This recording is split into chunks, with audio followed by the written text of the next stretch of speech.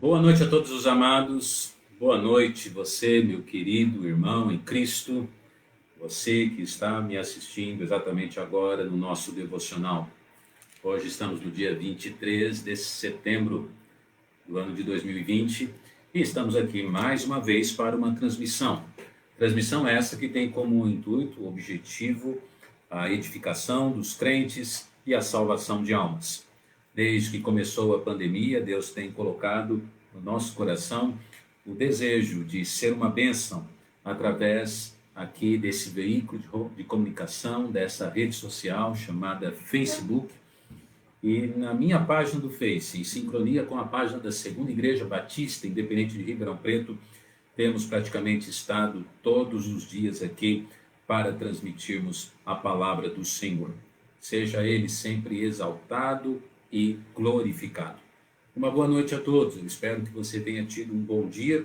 Geralmente, às quartas-feiras, fazemos o culto de oração conjugado com a palavra de Deus que é ensinada, mas hoje, infelizmente, não será possível, certo? Mas eu estou aqui e, muito mais importante do que qualquer homem, a palavra de Deus estará aqui, está aqui, será transmitida e eu espero que possa chegar aí no seu smartphone. Alguns têm projetado até nos seus televisores, né, a transmissão para que todas as pessoas da casa possam ouvir, assistir. Alguns nos seus computadores mesmo têm acompanhado.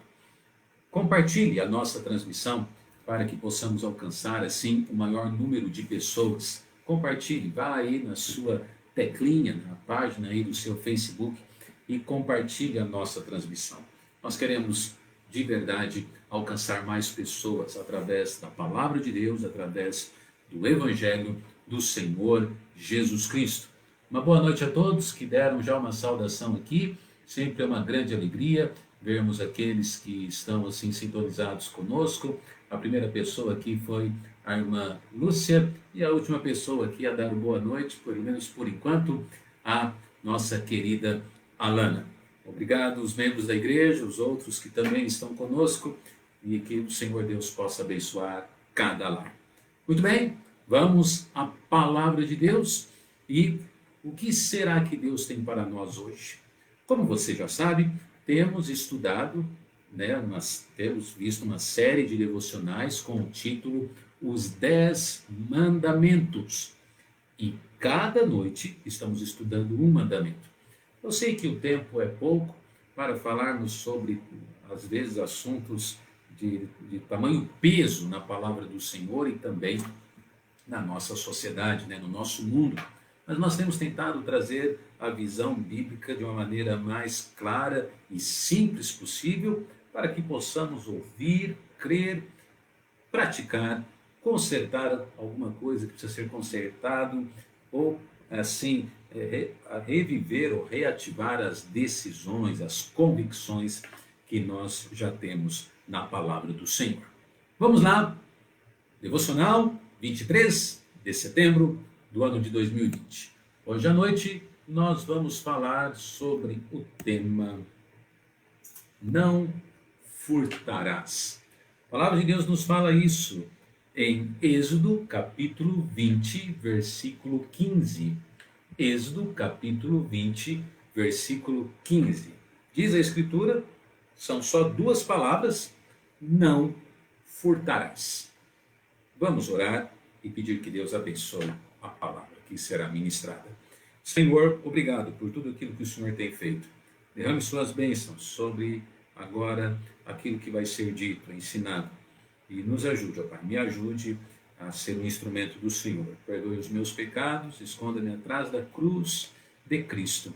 Usa-me, ó Pai, como um servo teu nesta hora, em nome de Jesus. Amém. Amém. Não furtarás. Muito bem. Como nós já temos visto, a segunda parte dos 10 mandamentos, ela, de certa forma, ela se refere ao relacionamento do homem com outros homens, a convivência humana. Os primeiros 4 mandamentos, ele trata de como o homem pode ter um relacionamento melhor com o seu Deus. E é muito interessante vermos que Deus veio aqui e colocou entre os 10 mandamentos algo assim tão sério, não é verdade? E infelizmente tão comum: o furto. O furto. Infelizmente, né, esse problema é um problema que existe na humanidade praticamente desde que o mundo é mundo. O propósito desse mandamento, quando Deus deu ali ao povo de Israel, o propósito desse mandamento, afinal, qual era? Como introdução, o que nós podemos falar? O propósito desse mandamento era proteger, esse mandamento protege a propriedade alheia. Então ele é muito importante, não é verdade? Ele é super relevante. Ele é um mandamento que protege, então, os bens de outrem. Então Deus, quando vem aqui, ele nos ensina algo assim que com certeza ajudaria a humanidade, não somente Israel, mas a humanidade por toda a sua existência. Então esse oitavo mandamento, ele nos ensina algo que seria ou deveria ser um padrão de convivência. Mas infelizmente o homem fez e continua fazendo tudo ao contrário daquilo que Deus ensina, não é mesmo? Nós vemos que o furto, o roubo, né, o irmão do furto, ele praticamente são notícias muito comuns. Você assiste os noticiários, tanto locais como regionais e até mesmo mundiais, com muita facilidade nós estamos sempre ouvindo falar sobre problemas assim. Eu creio piamente que o maior problema da nossa nação é a corrupção. Com certeza. Por exemplo, patrão não sendo justo com os empregados naquilo que deve pagar, os empregados muitas vezes agindo com falcatruas, furtando o próprio patrão e assim por diante. Recentemente eu fiz com a família uma viagem e ali conheci uma pessoa, né, no hotel, nunca tinha visto antes, e num papo assim, numa conversa muito rápida, ele começou a falar muitas coisas que ele fazia e essas declarações mostravam assim algumas falcatruas, né, para poder ganhar dinheiro. E eu deixei ele falar bastante. Depois me identifiquei como um crente em Jesus Cristo, um pastor, e eu fiz só essa pergunta para ele: fulano, você é feliz? Realmente, será que uma pessoa que furta, uma pessoa desonesta, ele consegue colocar a cabeça no travesseiro e dormir? Nós não podemos esquecer que o primeiro pecado praticamente tratado na igreja, foi um pecado envolvendo a área financeira. O Senhor Jesus Cristo, praticamente o assunto dinheiro, foi um dos assuntos que ele mais, se não o assunto que ele mais falou nas suas parábolas e nos seus ensinamentos. A Bíblia fala muito sobre bens, sobre propriedade alheia, sobre propriedade própria e sobre dinheiro, sobre mordomia. Se existe uma área que crentes têm sido derrotados, é a área da mordomia financeira. E não estou falando sobre os que têm pouco ou sobre os que têm muito. A Bíblia, de verdade, ela mostra que quem é fiel no pouco, será fiel no muito. Então o problema não é quanto que a pessoa tem, mas o seu caráter e a sua integridade diante de Deus e diante dos homens. Esse mandamento protege a propriedade alheia. Então, como eu disse, quando nós olhamos para a televisão, os noticiários, nós vemos muitas notícias, né, de roubos, desde uma caneta sendo roubada, é verdade, até mesmo um iate sendo roubado. Em 1970, um dos jogadores do Brasil fez uma propaganda de cigarro com um jargão que dizia: para aquele que quer levar vantagem em tudo. Inclusive ele ficou marcado, né, por causa desta propaganda, coitado. Mas infelizmente esse jargão ele caracteriza muitas e muitas vezes o caráter da maioria das pessoas deste mundo. Sempre querem levar vantagem em tudo. No entanto, a Bíblia diz algo bem diferente. A Bíblia nos ensina: melhor coisa é dar do que receber. E esse dar tem que ser um dar muito consciente, porque tem muita gente que rouba aqui para dar lá, como se fosse uma lei da compensação. Meu amado, você não pode enganar Deus. Deus não quer que você seja um doador, alguém que abençoa pessoas, dando coisas, e alguém que seja um ladrão aqui, né, com falcatruas, seja no trabalho, ou seja, onde for. Deus gosta das coisas certas. O nosso Deus é um Deus de ordem, decência, é um Deus realmente de honra. E Ele quer que o seu povo, Ele quer que os seus filhos também, eles andem assim. Agora, infelizmente, no mundo nós vemos, como eu disse, muitos tipos de roubos e também não se considera quem vai ser roubado. Existem crianças que são roubadas, existem idosos, velhinhos que são roubados. Nos tempos bíblicos, eu estava lendo um documentário hoje, nos tempos bíblicos, escravos eram roubados. Olha só, que coisa, escravos. E assim, então, nós poderíamos fazer um estudo a fundo sobre esta lei dentro das recomendações que Deus deu para a nação de Israel, porque ela é cheia de detalhes muito interessantes, mas que são dentro de um contexto ali da época. Esse mandamento, acima de tudo, como eu disse, ele protege a propriedade alheia. Como cristãos, nós devemos sempre procurar viver de uma forma honesta, de uma forma digna. O que é que nós podemos aprender com este mandamento? Vamos a 3 pontos, temos praticamente poucos minutos. Vamos ver o que Deus tem, então, para nós hoje. O que podemos aprender com ele? Em primeiro lugar, não furtarás. Em primeiro lugar, nós podemos aprender os parentes deste mandamento. Os parentes, furto, roubo, de certa forma eles são irmãos, né?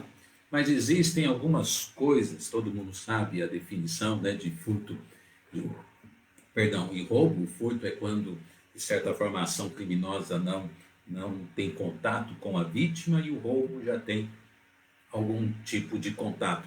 Mas existem algumas coisas bem interessantes em relação a isso, que também envolvem a integridade da pessoa.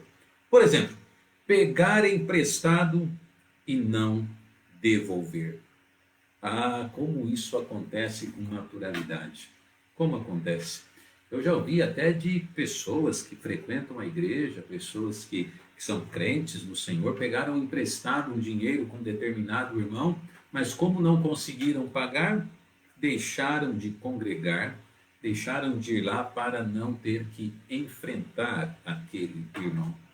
Meu amado, se aconteceu algum problema, seja ele qual for, dê a satisfação. Tente trazer uma outra palavra de compromisso, de acerto e tudo mais, mas eles preferem se omitir. Quantos e quantos pegam emprestado e não devolvem? Até mesmo nós corremos o risco de esquecer, não é mesmo? Eu me lembro certa vez, se não me engano, eu estava no seminário e eu precisei ler um livro e eu pedi emprestado para uma pessoa.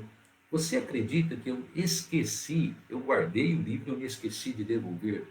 Que pecado! Eu me envergonho em falar disso, né? Mas estou falando que até mesmo por falha nossa, por esquecimento, às vezes acontece, nós pecamos nessa área. Aí eu achei o livro e aí pude, depois de um tempo, devolver para a pessoa, me retratar e pedir perdão para a pessoa.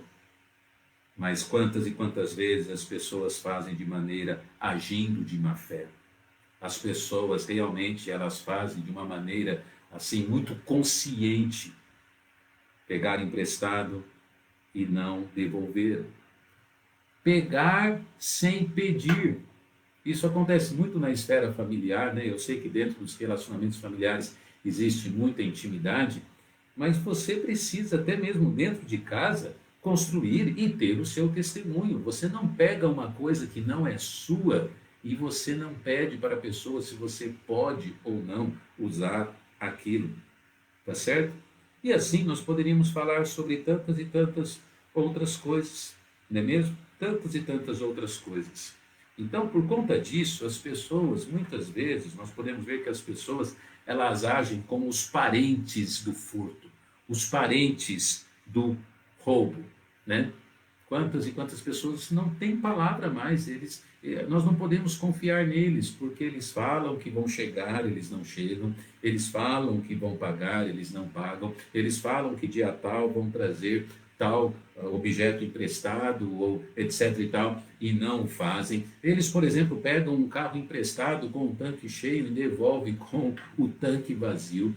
Gente do céu, nós poderíamos ficar aqui 1 milhão de vezes falando sobre os parentes do furto. Os parentes. Há tantas maneiras, né? Por exemplo, gente sonegando impostos. No entanto, o Senhor Jesus Cristo, ele disse certa vez: dai a César o que é de César e a Deus o que é de Deus. Pessoas agindo com propaganda enganosa. Já ouvi de pessoas colocando óleo mais grosso no motor para ele não fazer barulho, para poder vender o carro e o motor fundir na mão de uma outra pessoa. E assim nós poderíamos, então, como eu disse, dar tantos e tantos exemplos. Tome cuidado, porque sem você perceber, talvez você tenha agido com os parentes do furto. Não é verdade? Você tenha ali agido de má fé em algum momento, de alguma forma. Cuidado. O Senhor Deus, ele disse para Israel e ele diz para nós: não furtarás. Em segundo lugar, não apenas os parentes do furto, mas em segundo lugar nós vemos os perigos do furto. Os perigos. Existem muitas coisas que nós temos que ficar atento, e eu creio que quando nós começamos a identificar os perigos, nós temos que, já desde o berço, né, estar observando. Você analisa os seus filhos? O que os seus filhos aparecem dentro de casa, a mochila deles, alguma coisa que eles trouxeram, da onde que veio? Como que veio? Como que eles conseguiram aquilo? Os perigos do furto são muitas e muitas vezes estão dentro da sala de aula, na companhia dos nossos filhos. Os perigos do furto estão até mesmo nos veículos de comunicação, porque seriados, filmes, redes sociais, etc., eles, de certa forma, muitas e muitas vezes, eles motivam as pessoas a não serem honestos, a agirem de maneira correta, muito pelo contrário, mas a roubar o próximo, a furtar o próximo. Nós estamos falando aqui sobre esses tipos de problemas, né? Principalmente na área material, mas você pode roubar, saiba disso, você pode roubar até mesmo, ou furtar até mesmo de outras formas. Por exemplo, você é um empregado. Se você está num local de trabalho e você não está fazendo aquilo que foi determinado a fazer, para fazer uma outra coisa, principalmente para benefício pessoal, você está furtando o tempo que está sendo pago para trabalho. Você está roubando o seu patrão. Muitas e muitas empresas, hoje em dia, eles têm uma lei, uma norma, que o empregado hoje ele tem que deixar o seu celular, o seu smartphone, né, na entrada da empresa, lá num determinado departamento, porque muitos ficam, ao invés de trabalhando, ficam nas redes sociais o dia inteiro, ou fazendo alguma outra coisa. Os perigos muitas e muitas vezes, eles são muito claros, eles são muito evidentes. E também existem alguns comportamentos ou situações que convidam pessoas a furtar. Por exemplo, a preguiça. A Bíblia fala, né? Vai ter com a formiga ao preguiçoso. A pessoa não trabalha, não quer trabalhar, é um preguiçoso. Automaticamente, na hora que vier as necessidades, o que ele vai fazer? Ele vai furtar. Ele vai, de alguma maneira, fazer alguma coisa para aparecer as necessidades que ele tem. E assim poderíamos falar sobre tantas e tantas coisas, principalmente áreas também de ganância e integridade. Meu amado, a Bíblia diz: não furtarás. Então nós vimos, em primeiro lugar, os parentes. Nós vimos, em segundo lugar, os perigos. E, em último lugar, nós vemos os pensamentos. Quais são os pensamentos que as pessoas têm em relação a esse assunto? Geralmente os pensamentos são esses, né? Eu nunca serei pego, como Ananias e Safira pensaram, né? Eu nunca serei pego. Mas a palavra de Deus nos mostra que as pessoas podem até ser enganadas, mas nunca as pessoas podem enganar a Deus. Os olhos do Senhor, diz a Bíblia, estão em todo lugar, sobre os justos e também sobre os injustos. E principalmente nessa área, saiba disso, que a Bíblia também nos ensina sobre a lei da semeadura. Porque aquilo que a gente planta, a gente vai colher. Você sabia que a Bíblia chama Satanás de ladrão? A Bíblia diz que ele veio para roubar, matar e destruir. Roubar. Ele é o ladrão, né? Então, assim como eu disse essa semana, ele não tem pena, ele não tem dó. Não apenas de matar pessoas, que já é o clímax, mas roubar as pessoas.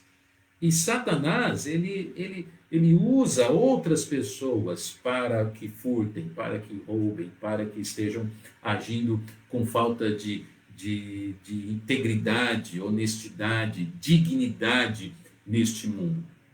Agora, o problema é que toda essa operação de ganância, operação de corrupção, ela muitas e muitas vezes ela começa a influenciar a igreja, os santos, a influenciar o povo de Deus, que começa a achar que, como eu disse, pegar um livro e não devolver, pegar emprestado e não dar satisfação, pegar o carro com o tanque cheio e devolver com meio tanque, isso é uma coisa normal, não há problema nenhum, eu posso dormir e não dar satisfação. Irmãos, pecado é pecado, e a Bíblia diz, não furtarás.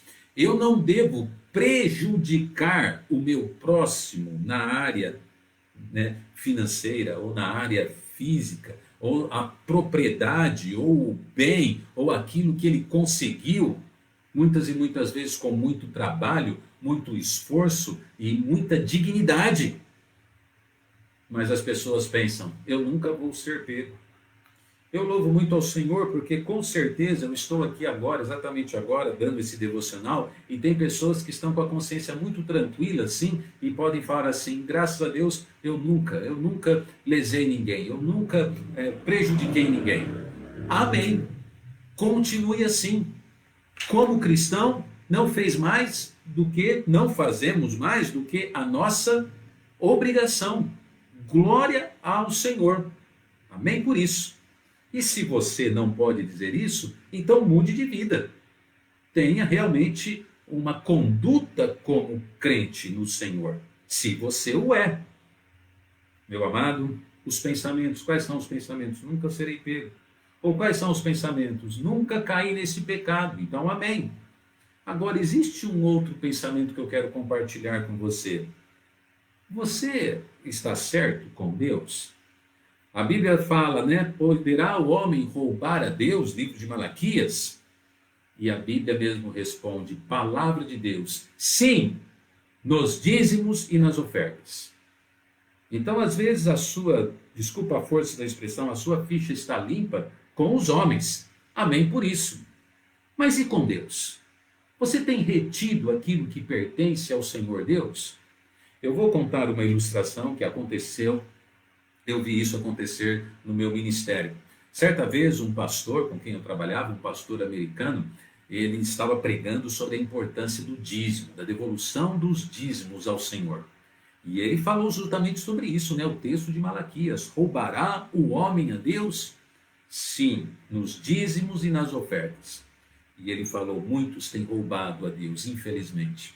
E ele pregou, ele terminou o seu sermão.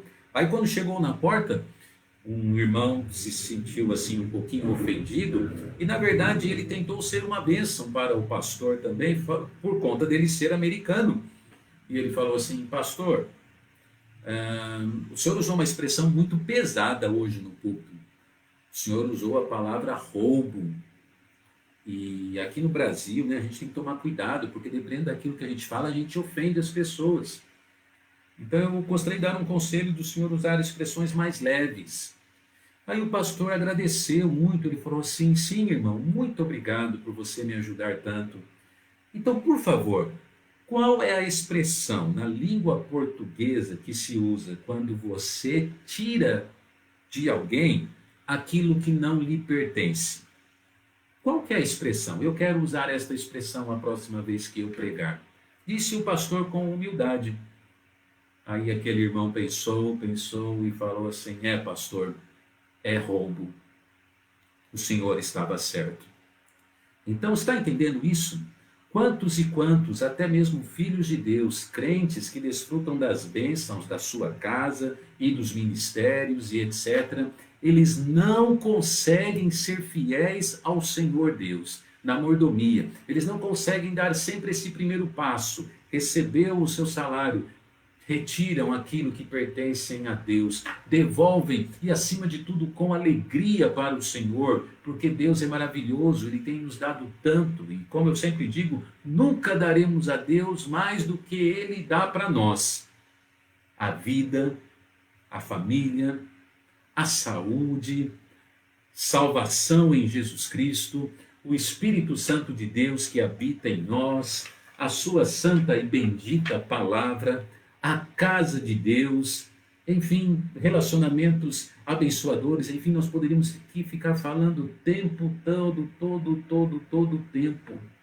sobre como Deus, ele é abençoador. O próprio dinheiro que recebemos, não é verdade? Se você está recebendo, é porque teve saúde para trabalhar, com honestidade foi ali, ganhou o seu pão. Amém por isso. Foi Deus que te deu essa graça. Foi Deus que lhe deu essa condição.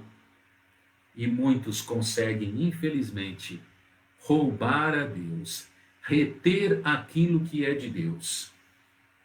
Diz a Bíblia: não furtarás.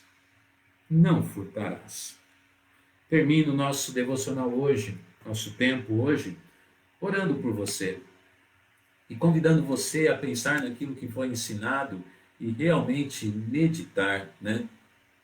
Então, se for possível, né, conserte algo que ainda é possível. Lembra que eu contei a história do livro? Que eu achei o livro emprestado, que eu não devolvi? Eu fui lá e devolvi. Zaqueu, quando se converteu, ele falou para Jesus Cristo: Senhor, se eu tenho prejudicado alguém, eu vou restituir tal pessoa, né? Quadruplicado, eu quero fazer o certo. Se você pode, se você tem condições de estar consertando erros nessa área, faça isso. Conserte aquilo que for possível. E também, se precisa mudar conduta, pensamento, hábitos, costumes, seja onde for, mude para a honra e a glória de Deus. Mude. Obrigado por sua atenção. Deus abençoe as nossas vidas. Senhor Deus, nos ajude, ó Pai, a sermos um bom testemunho nessa área tão importante das nossas vidas.